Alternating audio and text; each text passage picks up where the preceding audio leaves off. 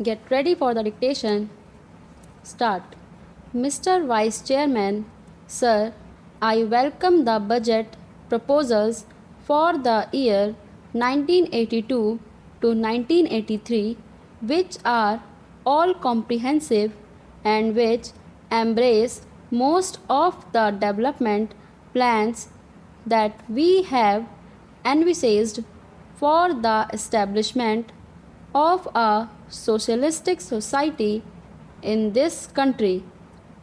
In spite of the taxation and the introduction of fresh duties, we find that the finance minister has succeeded in disturbing only a microscopic section of the people of this country to extract sufficient funds for our schemes.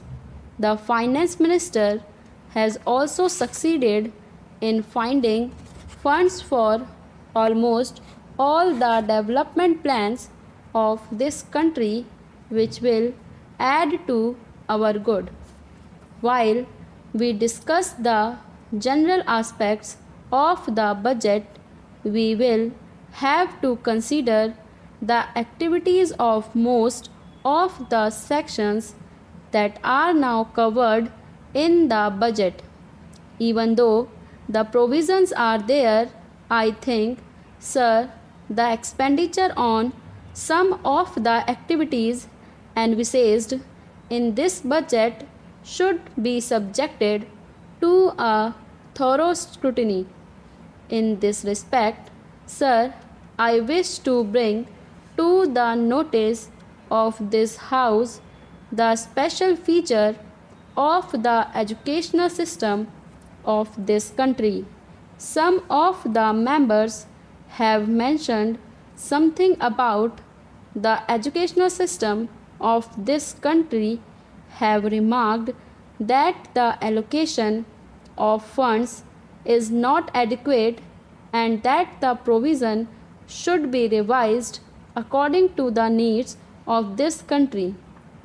As the honorable member was speaking in Hindi, I did not thoroughly understand what he meant, but still, sir, the educational system has created a sort of confusion in our country over the last 15 years, and every now and then we had been changing the schemes and plans for educating our children, and various states have adopted different schemes which have actually created a feeling of disintegration among the people of this country. In some of the states, they have switched to the regional language as the medium of instruction, and in some states, they think that English should be retained as the medium of instruction. But the people believe that the medium of instruction should be Hindi, that is the national language of our country. But, sir, the time is not yet ripe for us to switch on to Hindi. So, as and when we find it feasible, we may switch on to our national language, but till that time, we will keep English as the medium of instruction in all educational institutions. Sir, the other day, the University Grants Commission submitted a report wherein they have mentioned that English should be the medium of instruction, at least in the colleges. Sir, it is my opinion that English should be retained in this country for years to come, till we find that we could translate all the essential books on science and technology, etc., into Hindi, which should be able to help us in educating our boys especially in the technical institution through Hindi as the medium. Here, sir, some of the members have pointed out with regard to the introduction of different types of education in the same state or in various parts of this country. We find that a majority of the children of our country are educated in the basic system, which brings out, as far as I know, second class citizens in this country who are to be governed by the boys who are sent to the public schools. Most of the children of the haves are sent to the public schools and they are imparted expert training, and when they come out they are definitely superior to those boys who undergo this basic system of education.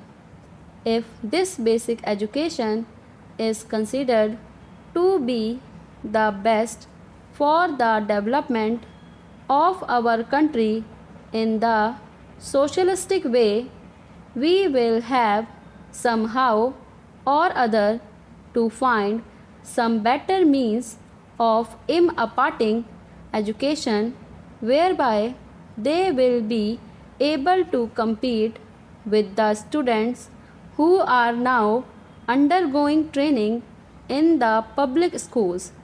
Unless we do it, we will be creating, as I previously mentioned, a second class of citizens in this country. I hope the authorities who are concerned with the planning of education in this country will review their schemes according to the suggestions that I have put forth now. In the game way, sir, our country is mainly depending on our agriculture and industries for the development of our economy.